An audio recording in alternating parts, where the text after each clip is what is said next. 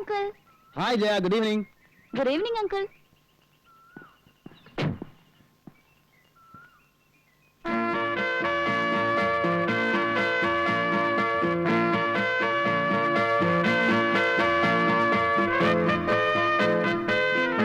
പെൺകുട്ടികളുടെ വളർച്ച ദിവസം തോറുവാണെന്ന് കേട്ടിട്ടുണ്ട്. പക്ഷെ നിന്റെ വളർച്ച നിമിഷം തോറുവാ. ഓരോ നിമിഷം കഴിയും തോറും നീ കൂടുതൽ സുന്ദരിയായിട്ട് വരിക. എന്താ ഇതിന്റെ ഒരു രഹസ്യം? ഈ അങ്കിൾ എപ്പോഴും എന്നെ കളിയാക്കും. അയ്യോ അല്ല, മേനകയെ കണ്ടപ്പോ വിശ്വാമിത്രന്റെ തപസ്സിളകി എന്ന് പറയുന്ന കഥ കള്ളക്കഥയൊന്നുമല്ല. അല്ലെങ്കിൽ വല്ല കല്ലോ മരമൊക്കെ ആയിരിക്കണം. ഞാനൊന്നും അങ്ങനെയല്ലല്ലോ, ചോരത്തിളപ്പുള്ള ഒരു യുവാവല്ലേ. മാത്രമല്ല അങ്കിൾ കാണാൻ നല്ല സുന്ദരനാണ്. ആണോ?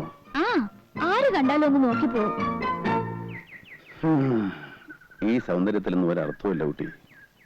ഒരു 10 വർഷം കഴിയുമ്പോ എനിക്ക് 40 വയസ്സാകും, നിനക്ക് 25 വയസ്സാകും. എന്ന് വെച്ചാൽ ജീവിതത്തിലെ സുവർണ കാലം നമ്മളെ വിട്ടു പോകുന്നു എന്നർത്ഥം. അത് വെറുതെ പാഴാക്കി കളയണോ?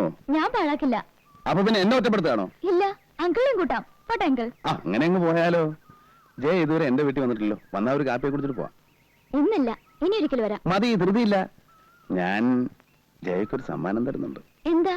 ഒരു പച്ച മരതക കല്ല് വെച്ച സ്വർണ്ണ നെക്ലസ്. അയ്യോ, വീട്ടിലറിഞ്ഞ എന്നെ കൊന്നു കുഴിച്ചു മൂടും. അതിന് വീട്ടിൽ അറിയണ്ടെന്നേ, അല്ലെങ്കിൽ റോൾഡ് ഗോൾഡ് ആന്ന് പറഞ്ഞാ മതി. എന്താ? ശരി. ഞാൻ പോട്ടെ അങ്കിൾ. ആ സാറേ, എടാ എന്താടാ, എന്ത് പറ്റി?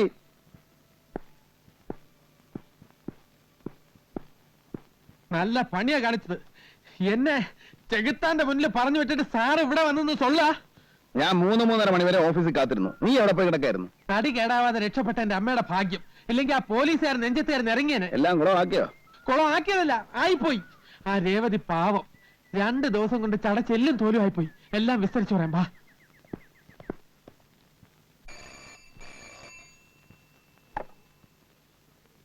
Yes, women's hostel.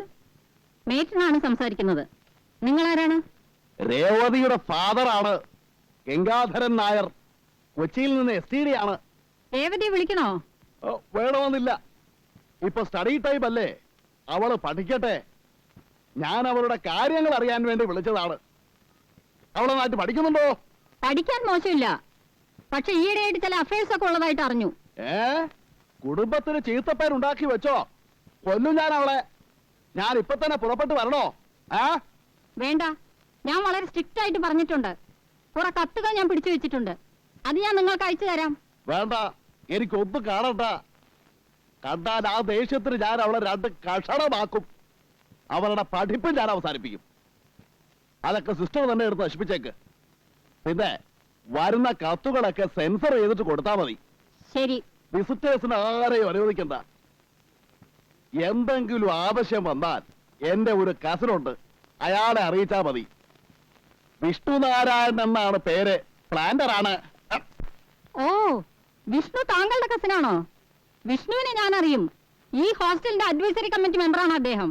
ഓഹോ, എങ്കിൽ സിസ്റ്റർ ഒരു ഉപകാരം ചെയ്യണം. ഇപ്പോൾ തന്നെ വിഷ്ണുവിനെ വിളിച്ചൊന്ന് പറയണം, അവളെ ഒന്ന് ഉപദേശിക്കാൻ. പുറത്തു വിടണമെങ്കിൽ വിഷ്ണുവിന്റെ ഒപ്പം വിട്ടാൽ മതി. ഓക്കെ, STD ആണ്. നിർത്തട്ടെ. Thank you sister. കലക്കിട്ടോ, സമ്മതിച്ചിരിക്കുന്നു. ഈ മൂരാച്ചികളെയൊക്കെ വിറ്റ് കാശ് നമ്മുടെ കയ്യിലില്ലേ ഗോപാല?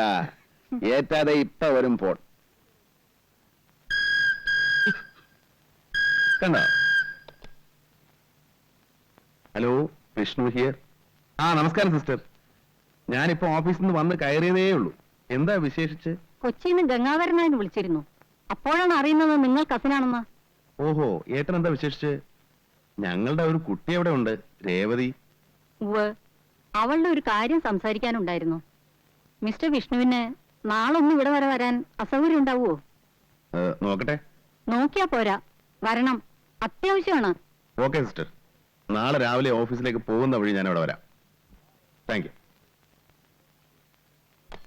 എപ്പടി Gopalakrishna.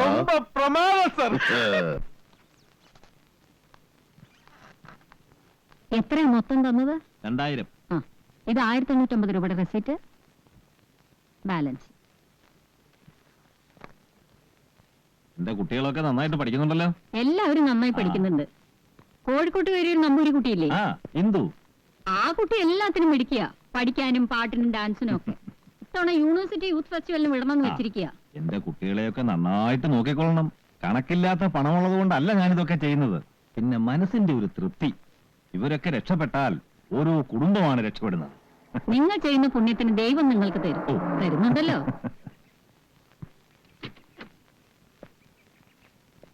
Good morning mister Vishnu. Good morning sister.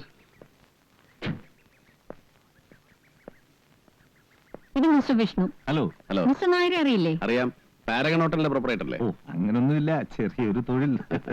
Mister Nair എല്ലാവർക്കും ഒരു മാതൃകയാണ്. 10-12 പാവപ്പെട്ട കുട്ടികളെ മിസ്റ്റർ നായർ എല്ലാ ചെലവും കൊടുത്ത് പഠിപ്പിക്കുന്നുണ്ട്. ഇതുകൂടാതെ തന്നെ ചാരിറ്റബിളായ പല സംഘടനയുടെയും പ്രധാനപ്പെട്ട ആളാണ് ഇദ്ദേഹം. ഉള്ളവൻ ഇല്ലാത്തവന് കൊടുക്കട്ടെ എന്ന് കർത്താവ് പറയുന്നത് അക്ഷരം പ്രതി അനുസരിക്കുന്ന ആൾ. ഓ, എന്തിനാ സിസ്റ്റർ ഇങ്ങനെ മോസ്തുതി പറയുന്നത്? നമ്മളാൽ കഴിയുന്നത് നമ്മൾ ചെയ്യുന്നു, അത്രേ ഉള്ളൂ. വിഷ്ണുവിനെ എനിക്ക് ശരിക്കറിയാം. എന്ന് വെച്ചാൽ A to Z. നമ്മുടെ ഹോസ്റ്റലിന്റെ അഡ്വൈസറി കമ്മിറ്റി മെമ്പറാണ്. Very good. മിസ്റ്റർ വിഷ്ണുവിന്റെ ഒരു ബന്ധു ഇവിടെ പഠിക്കുന്നുണ്ട്. One miss Revathi. രേവതി ഗംഗാരനാഥനാണല്ലേ? അതെ. എനിക്കറിയാം, അദ്ദേഹം വന്നാ നമ്മുടെ ഹോട്ടലിലാണ് താമസിക്കാറ്. നിങ്ങൾ സംസാരിച്ചേക്ക്, ഞാൻ പിന്നെ വരാം. Take it easy man. ഞാൻ പോവാൻ. ചിറ്റപ്പം മോളെ കാണാൻ വന്നപ്പോ നമ്മൾ ഒഴിഞ്ഞു കൊടുക്കല്ലേ നല്ലത്, അല്ലേ സിസ്റ്റർ? ഞാൻ ഇറങ്ങട്ടെ. Mister Vishnu, best of luck. വരൂ. പിന്നെ ഞാൻ ഇന്നലെ ഗംഗാരൻ ചേട്ടനെ വിളിച്ച് സംസാരിച്ചു. മൂപ്പര് ആകെ ചുണ്ടി പിടിച്ചിരിക്കുക.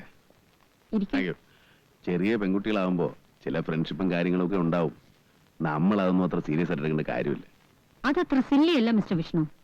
ആ കത്തുകളിൽ എന്തൊക്കെ വൃത്തിയിടകളാണെന്ന് എഴുതി വെച്ചിരിക്കുന്നത്. വായിച്ച നമ്മൾ വെച്ചിട്ട് പോകും. ആരാണ് ഈ വിദ്വാൻ? അവനെ കിട്ടിയ ചെവിക്കല്ല് നോക്കി ഒന്ന് കൊടുക്കാമായിരുന്നു. പേര് വെച്ചിട്ടില്ല, സ്വന്തം VN എന്നേ ഉള്ളൂ. VN. ചോദിച്ചിട്ട് ആ കുട്ടി ഒന്നും പറയുന്നുമില്ല. ആ കത്തുകൾ എന്നെ ഏൽപ്പിക്കുന്നതിൽ വിരോധമുണ്ടോ? ഏയ് ഇല്ല. ബന്ധുക്കൾ ആരുടെങ്കിലും കയ്യിൽ ഏൽപ്പിക്കണമെന്ന് കരുതിയാണ് പിടിച്ചു വെച്ചത്. ഇനിയിപ്പോ വിഷ്ണുവിനെ തന്നെ ഏൽപ്പിക്കാം. Just a minute.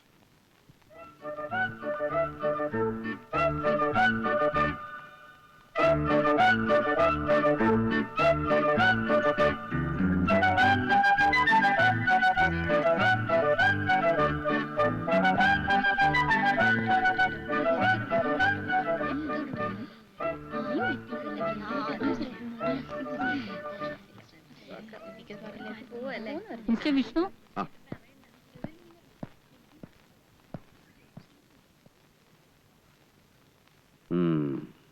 എനിക്ക് അവളോട് ചിലതൊക്കെ ചോദിച്ചറിയാനുണ്ട്. ഇന്നും നാളെയും ക്ലാസ് ഇല്ലാത്ത സ്ഥിതിക്ക് ഞാൻ അവളെ വീട്ടിലേക്ക് കൊണ്ടുപോയിക്കോട്ടെ? മൺഡേ കൊണ്ടുവന്ന് വിടാം. പോയി